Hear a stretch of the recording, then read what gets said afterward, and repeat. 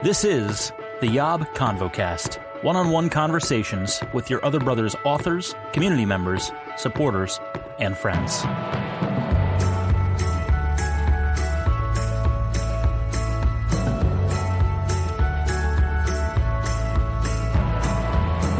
This is your other brother's podcast. You do this every time. With your host, Thomas Mark Zuniga. You know what? We'll just go with that. We'll go with that as the start.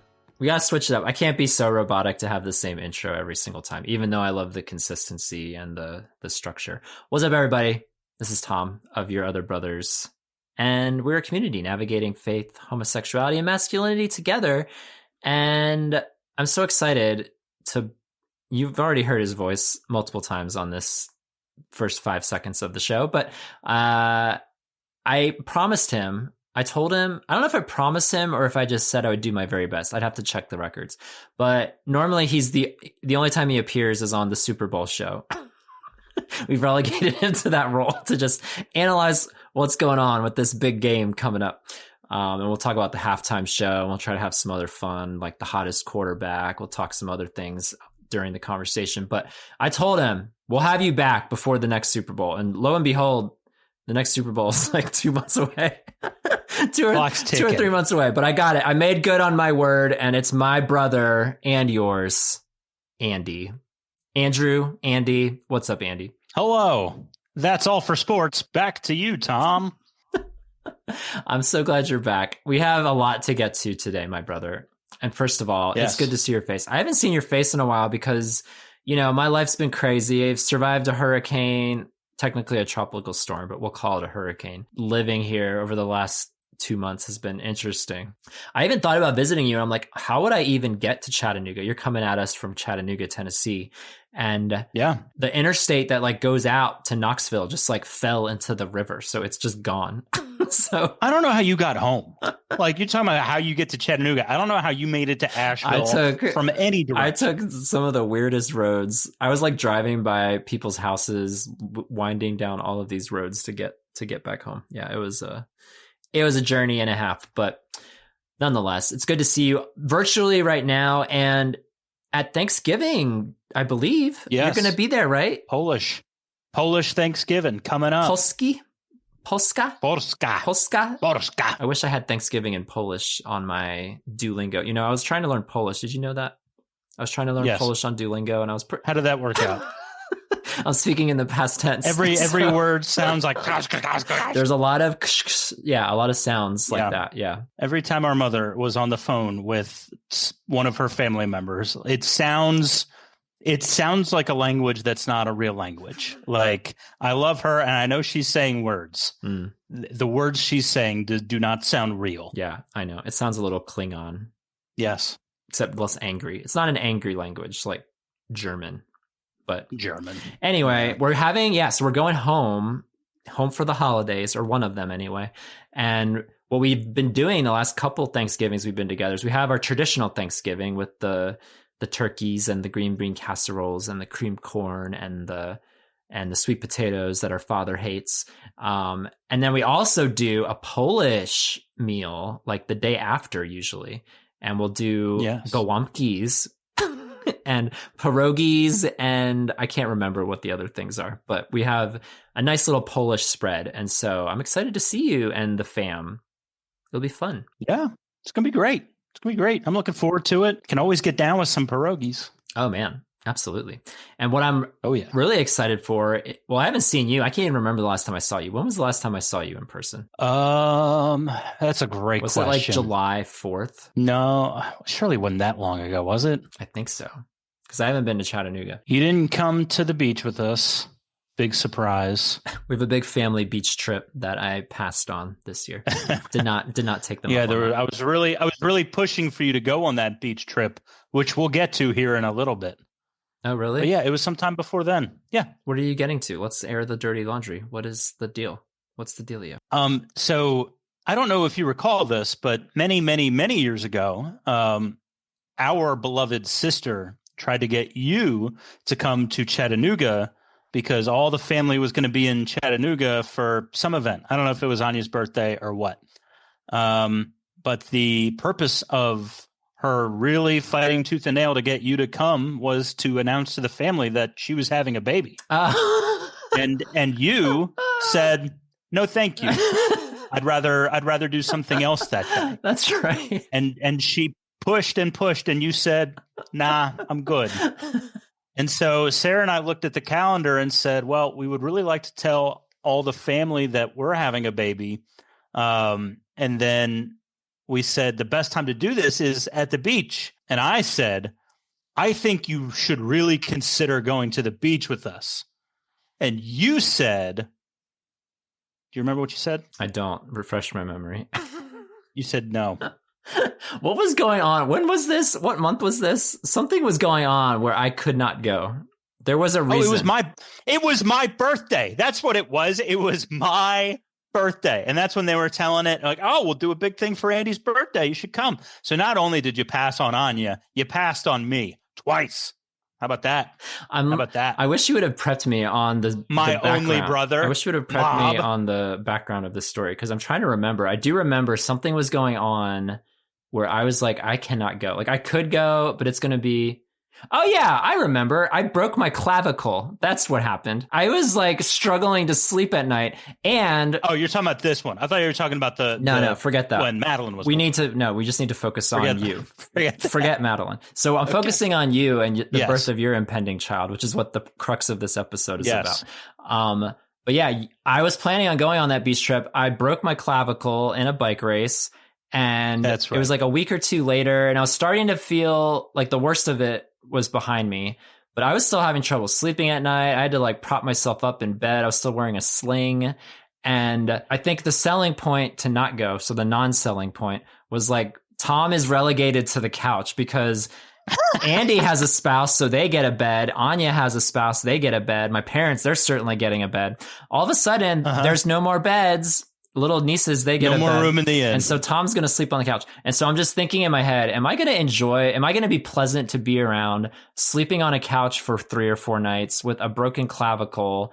And here's the kicker, nieces that wake up at like 5 a.m. and they're going to be running around at 5 a.m. in the living room. I was like, I just don't think this is going to be good. I don't think I'm going to enjoy myself. So I'm going to it sucks. It's a sucky situation, but I'm just going to say, no, I'm not going. And I'm just going to practice some self-care and take care of myself. Okay. So that's what I did. Well, hey, listen, with that in mind, I get it. But it was sad. I forgive you. It was sad because we FaceTimed and it was so weird when we FaceTimed. I just had this feeling something is different. Like, I don't know. I just had this vibe within 5 seconds of the FaceTime call starting that something momentous was about to happen. And so that's when you told me that you were expecting your first little baby. And baby one. Here we are now, all these months later, laughing, having a good old laugh. 24 weeks today.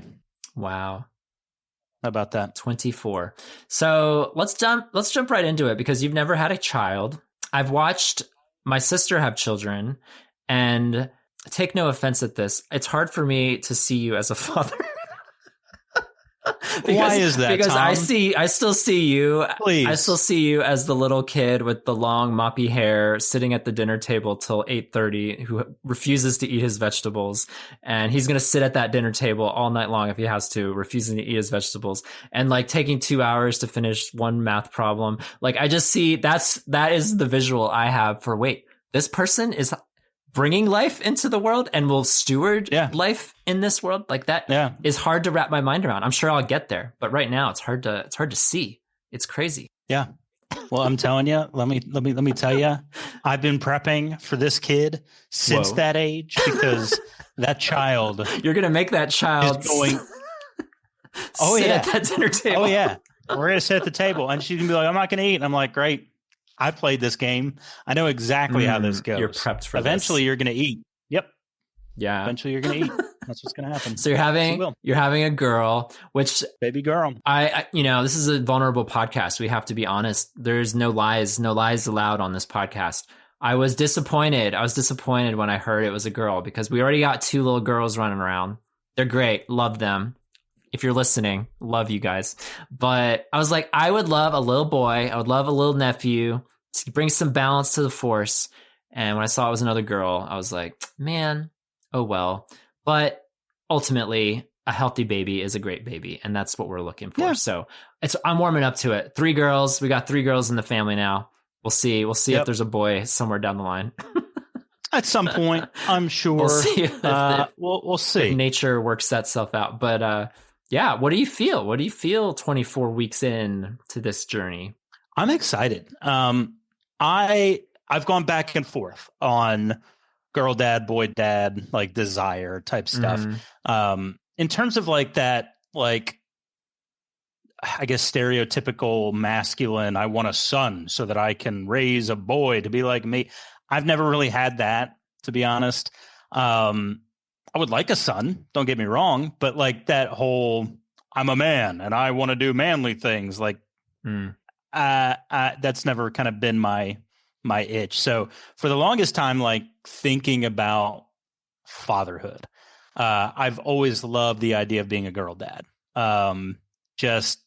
I just feel like I fit the girl dad mode. I will say I can see that. I can totally see the girl dad thing. Yeah, and playing with our nieces and stuff, like I just have so much fun with them. And just the idea of just doing tea party and princess stuff, I'm in. I think that sounds like so much fun. Boys, on the other hand, like they're destructive. And I remember being somewhat destructive as a child. You scratched. And so you had nails. Yeah. You scratched me. Claude. Yeah. We got in fights. Every now and then we got in fights. I remember a few of our fights. We always learned to look each other in the eye and say, I respect you, brother. I respect you. I might not like the way this turned out, but by golly, I respect That's you. right.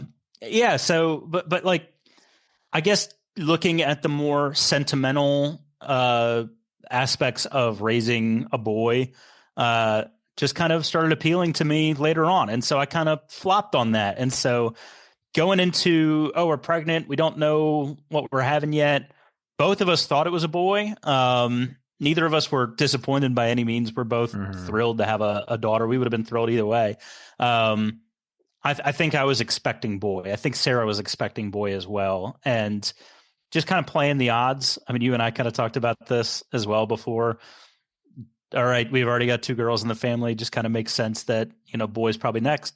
Here we are, girl. No. So, but it's funny because in our immediate family, it's all girls, but then all of our cousins, they've all had boys. So, so there's boys happening in the extended family, girls within our immediate family. So there is balance in that sense. Interesting the way this works, though. Yes. And we also need to mention you already have a little boy who's very destructive is a good word for it, right? Hey, boy. Is he here? Is he in the room with you? Come here, mister. Oh my gosh.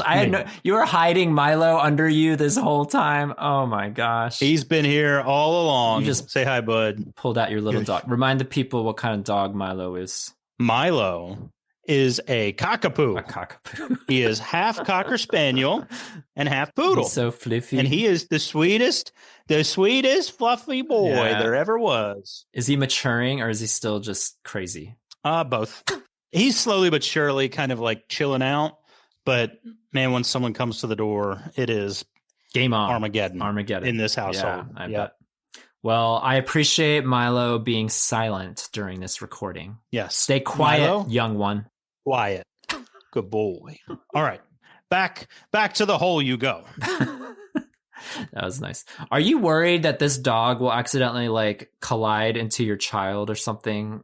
Terrified. Or stomp on your child, or I don't know. How are you going to have chew on my child? Yes, no, I am terrified of that. I'm positive terrified. Your wife is an Enneagram 6, right? I'm positive she's thought about all of the scenarios, all of the safety issues, all of the prepping your house for a child. I'm sure that's already been discussed, figured out. We've been going through a lot of things. I think he'll be okay. I am more worried in the irrational fear sense than I am like practically.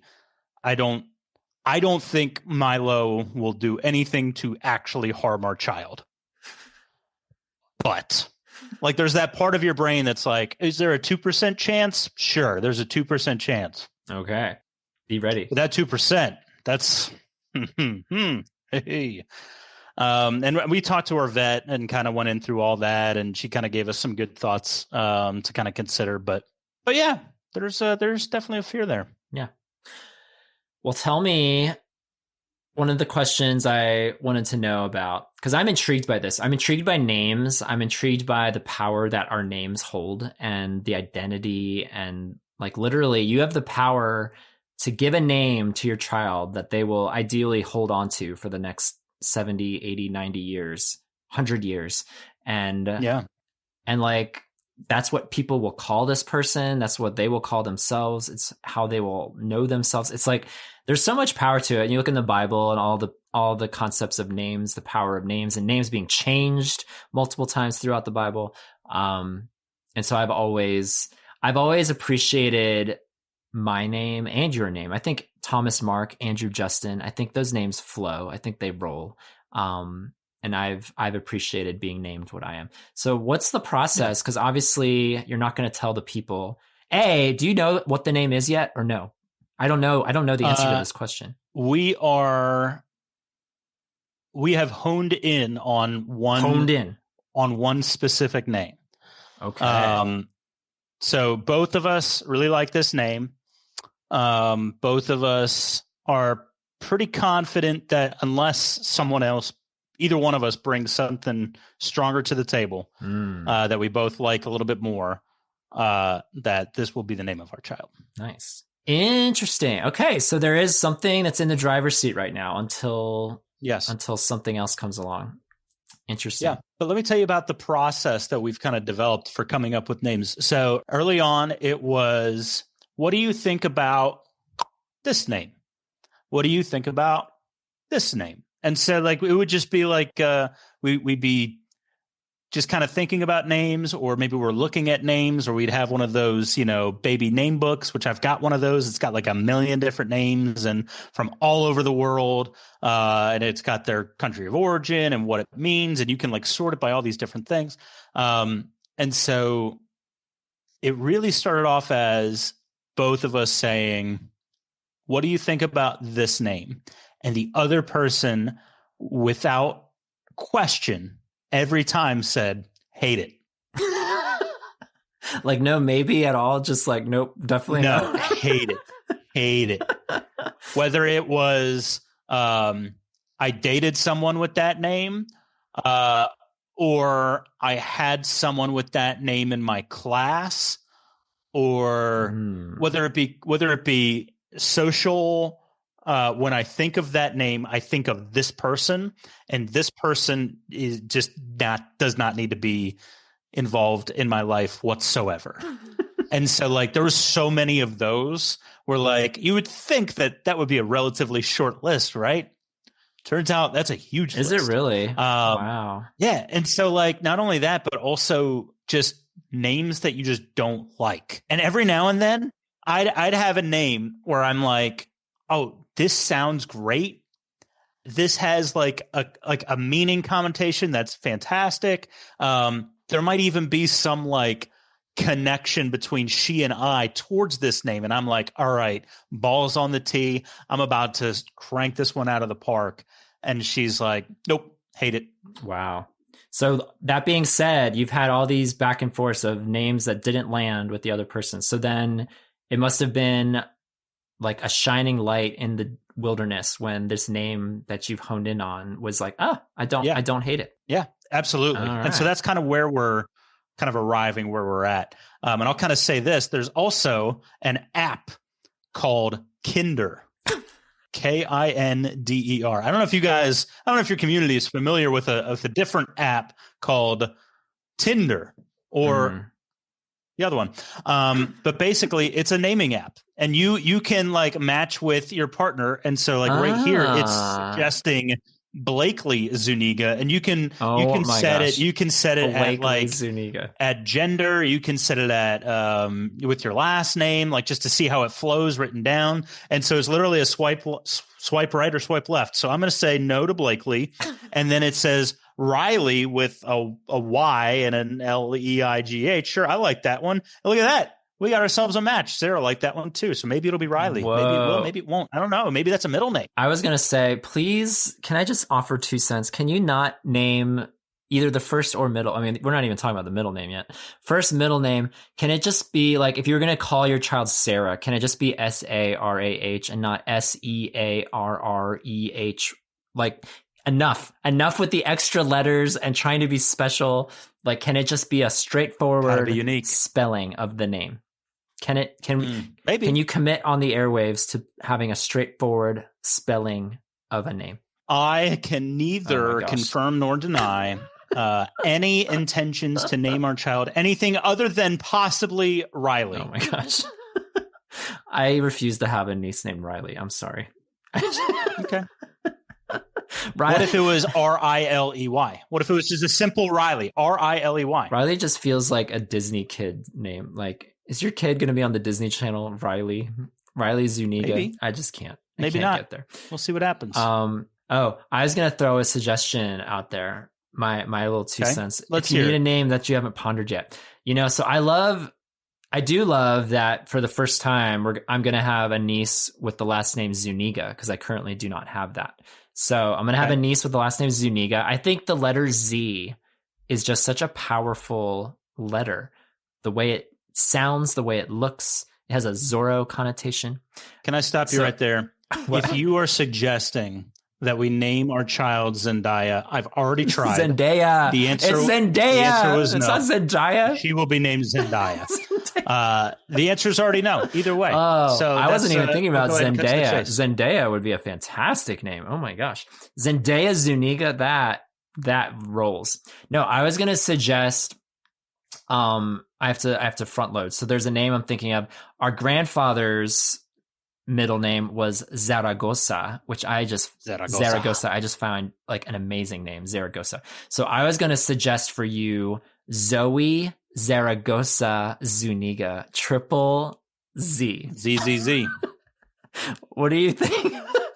Do you swipe left or swipe right?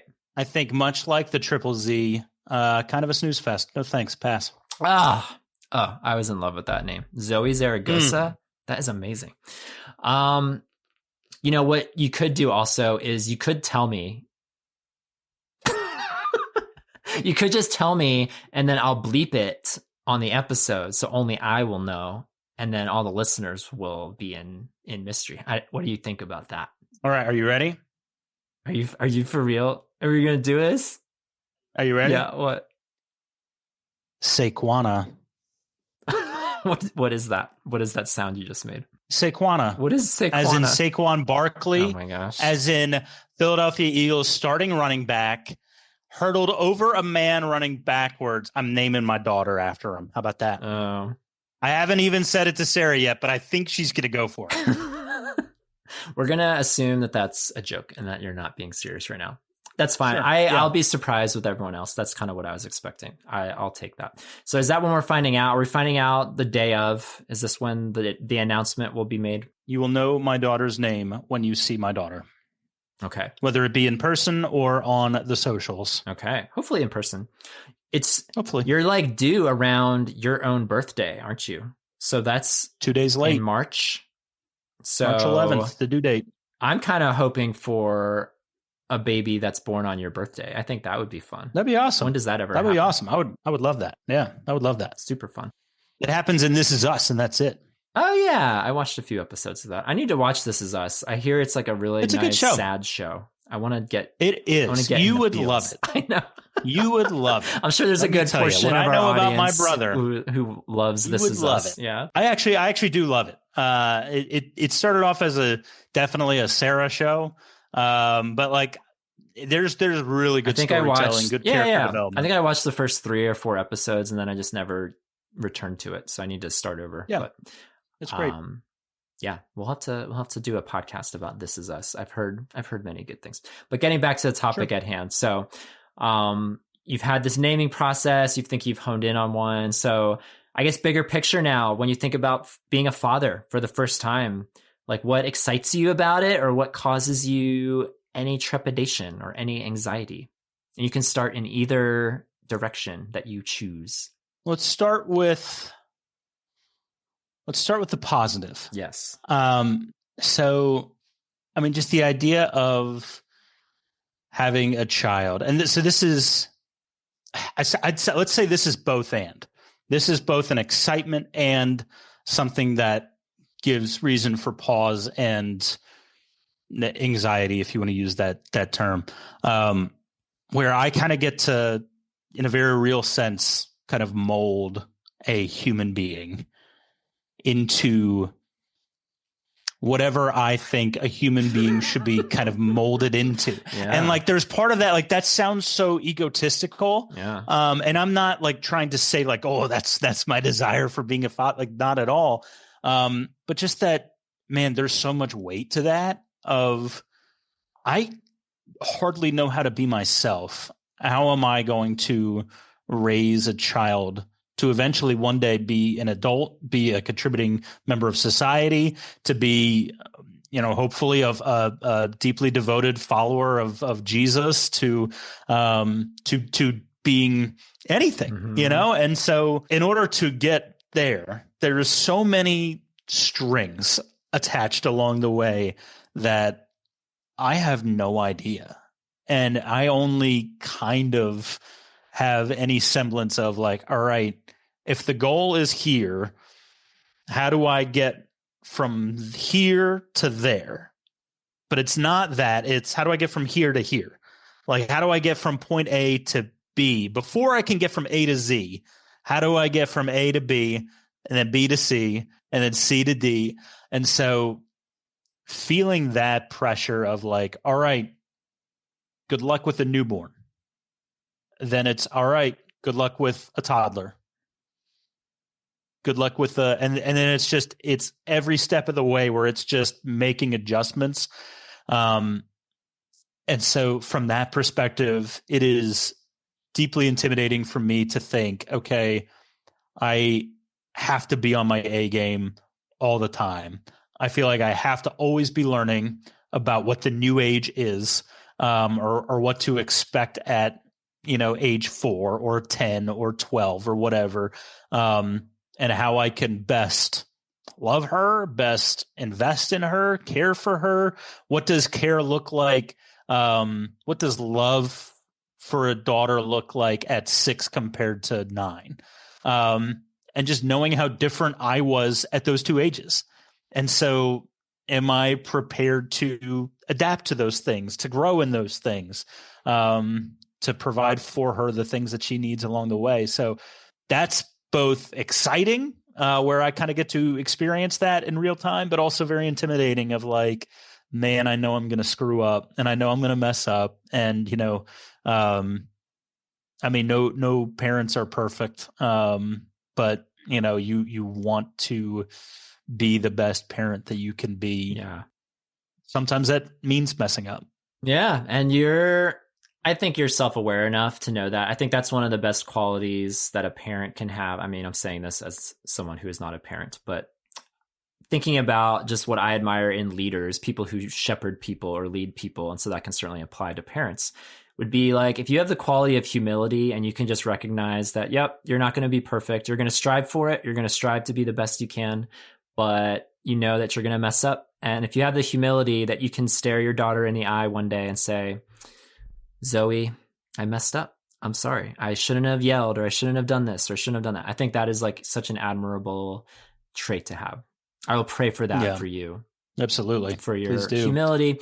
Cause that is cool. It's, I love how you phrased it. Like, you have the power, and that's what you're doing by bringing someone into this world and having them in your house for at least 17, 18 years. Like, you are molding them. You are raising them how you think they should be raised, which is such an interesting way to put it, because people will raise their children in all sorts of ways that make sense and maybe don't make sense. And so, do you want to know what my biggest anxiety is for your child? Oh, please. Which is my same anxiety for my other 2 nieces as well. I'm sure you've thought about this. Like, I just have so much anxiety for the coming generations who are growing up with screens and social media and this virtual age, which is doing a lot of great things in the world. It's not all a dumpster fire, but it's getting more and more a dumpster fire. And it's becoming something that I mean, yeah, especially for little girls struggling with self-image and body image and self-esteem and mental health and like, I don't know, things that I pray for my two existing nieces, which I will also pray for my third niece. But I don't know what that's going to look like in 15, 20 years from now. But like, man, it's not great today. And so that's my biggest anxiety for you. Sure. And you know, that's something that is so intimidating for me, because it's like, they're gonna grow up with it. It's going to be everywhere. How do I shepherd that well? Because I can't. I feel like logically I can't just say like, all right, we're throwing out our TV, we're throwing out our computer, no internet, I'm throwing away my phone, get rid of it all. We're going Amish. Like, I'm not doing that. So it's like, how do I guess introduce screen time? Is the popular kind of catch-all, right? Mm-hmm.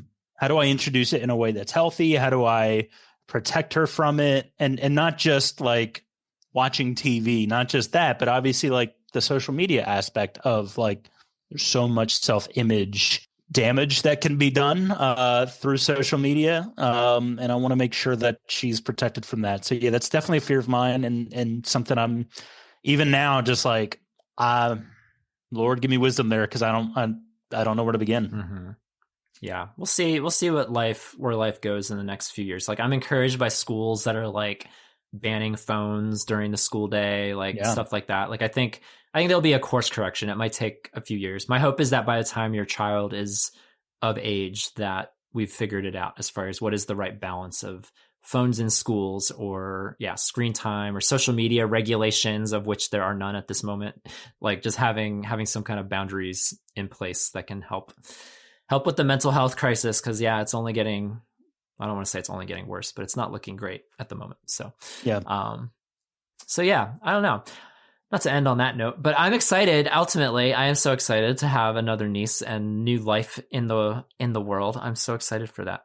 Yeah, it's gonna be great. Any other closing thoughts on being a fatherhood? Nah, I mean, I've got some books that I'm trying to read. I'm not the world's biggest reader, but I'm trying to do my research now as I can. And I know so much of it just from what I've talked to other parents about, of just, you'll figure it out along the way. And so like our cousin was here this past weekend, and just kind of talking to cousin Eric about fatherhood. And he was talking about being in the hospital, and you have nurses kind of waiting on you hand and foot for the first, few days that you're in the hospital. And then it's just, all right, here you go. Bye.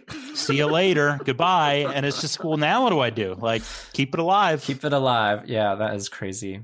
That's so crazy. And that is such a scary thought of like, all right, keep it alive is all that society kind of expects from me. It's like, man, that I want a little more than that.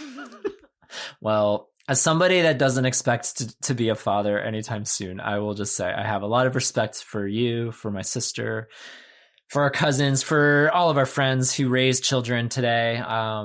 That's a task. I have a lot of respect for people who want to do it well, who want to invest time and energy into their children and raise them well. Like, I have a lot of respect for that. And I know you're going to be a great dad, despite my jokes earlier about you not doing your math homework.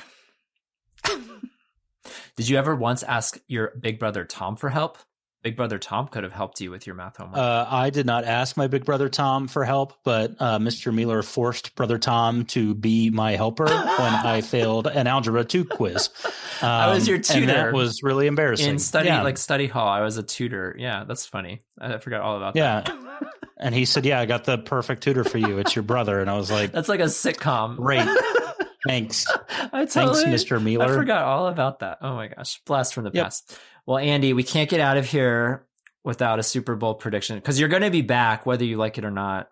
You're going to have a screaming little infant when this happens. So hopefully you'll make time. You'll make time to come back. Before. When is the Super Bowl? Super Bowl's in February. Okay, so your child is coming after this. Okay, so yes, we'll have you back in a couple months. We'll do the Super Bowl show with your predictions. And so I thought it'd be interesting, since you're here a couple months beforehand. The season's like what, 3/4 over at this point, 2/3 over, something like that. We're about 2/3. Few games left. So, what is your prediction now? And we'll see what it is in a few months. And you are forbidden from saying the Eagles versus the Chiefs. Go. Okay.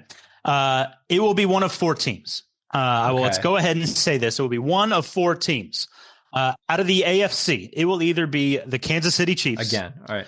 or the Buffalo Bills. Again. Yep. So everybody who hated the whole Tom Brady Patriots thing, buckle up because it's 10 more years of this. Patrick Mahomes, Andy Taylor Reid. Swift. Yeah, it's happening. Yeah. Taylor Swift, the whole 9 yards. So it'll either be, I'll share who my final 2 are in just a moment. So it'll either be the Chiefs or the Bills out of the AFC. In the NFC, it will either be the Detroit Lions, who, whoa, where did they come from? As of last year, they're a good team.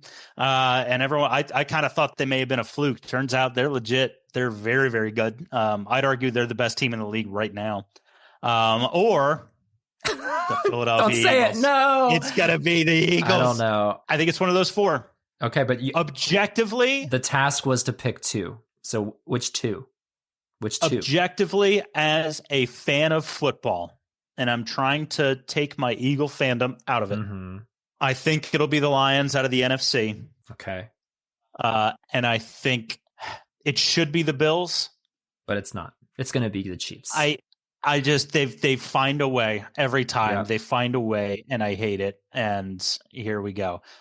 Deep down, subjectively, it's the Birds. It's the Birds. It's the Birds and the Bills. That's what I want. I want an Eagles Buffalo Super Bowl because both fan bases are out of their mind, and they are like distant cousins. Yeah, those 2 fan Poor bases. Buffalo. And I really think that would make a great Super Bowl. Buffalo, I'm pretty sure aren't they like the only team like in any major sport that has like gone to the championship game 4 years in a row, and they lost all 4 years in a row. Lost all 4. That's like brutal. It's like to go to the Super Bowl 4 years in a row and lose every single year. That just doesn't happen. So I feel bad for Buffalo. Yeah. Buffalo is like, that's actually one city, because I've been to most major American cities. I've never been to Buffalo, and I've always told people that, and they're like, "Why would you want to go to Buffalo?" I was like, "Just because it exists. Why not? Why would I not go to Buffalo?" So I have this desire to go to Buffalo. So I'm glad you mentioned Buffalo. I'll be cheering for Buffalo. I mean, I'll be cheering for Philadelphia, of course, but thanks for putting Buffalo on my radar. On the radar. There's a couple other teams that they're kind of fringe teams. The Pittsburgh Steelers are kind of a fringe team right now. The Baltimore Ravens are kind of a fringe team. Really, out of the NFC, it really kind of feels like a 2-team race between the Lions and the Eagles. Why isn't there a team called the Sparrows? Because we love Sparrows here at YOB. Why is there not a team? Is there any professional team or any like sports team called the Sparrows? Y'all, do you want to make a sports team? When I think of a team to really like a war cry. We create homes as sparrows and nests. Our logo can just be a nest. Come join us in our cozy. I'd say the closest you got is the New Orleans Pelicans. There we go. I think that's the closest that you're going to get to a the New Orleans Pelicans. We welcome you. We welcome you to our nest. Sure. That's so funny. There you go. Enjoy. All right. Now that we've lost half of our listeners, thank you, Andy, for coming on, talking about fatherhood. I'm excited to welcome another child into this crazy world. And we'll have you back, talk about the big game in a couple months. Who's the Super Bowl show or the halftime show this year? Do you know? Who is doing it? Is it Kendrick? I feel like they may have. Yes, Kendrick Lamar. Yeah. Kendrick. And I think last year I said, you asked the question, who would make a great halftime show? That's right. And I'm pretty sure I said Kendrick Lamar. You did. I have no idea who that is. I know the name, but I have no idea anything that this person sings. So I'll have to do my Kendrick research. Not like us. I'm telling you, the beef between him and Drake, wild. Apparently. Absolutely wild. He's going to call this man a pedophile in front of the whole nation. That's what that song is about. And so now the nation's going to be singing along. And Drake's going to be at home like, okay, sure. Where is the Super Bowl this year? Do you know? Let's see. Where is the Super Bowl this year? Good to have Google ready to go. It is in New Orleans. New Orleans it looks like. Pelicans. There we go. There you go. The Caesar Superdome. Very nice. All right. Well, I'm excited. We'll keep the YOB community posted. I guess when you come back, you can share how the birth of your child is going. And I'm excited to see your wife because I haven't seen your wife pregnant at all. I have no idea what she looks like right now. So I'm excited. She looks pregnant. To see her. She looks 24 weeks 24, pregnant, might I say. Very nice. All right, brother. Love you. Love Milo, too. And love you, too, brother. Y'all, until we cast our next combo, happy Thanksgiving, by the way. Go eat a turkey. Yes. Go eat your greens, your beans, your potatoes, tomatoes, chicken, turkey. You name it. Thank you. Thanks for making the time. I just got out of the shower with my drinkable For you, water. hermano, anything. How is your drinkable water? It's so good. I'm drinking it now. Oh my. Did you boil it? Mm-mm. Boil alert is off, right? Yeah, boil alert is off. Are you trusting that? Yeah, they said we were unknowingly using that water since Saturday. So they were testing it over the weekend.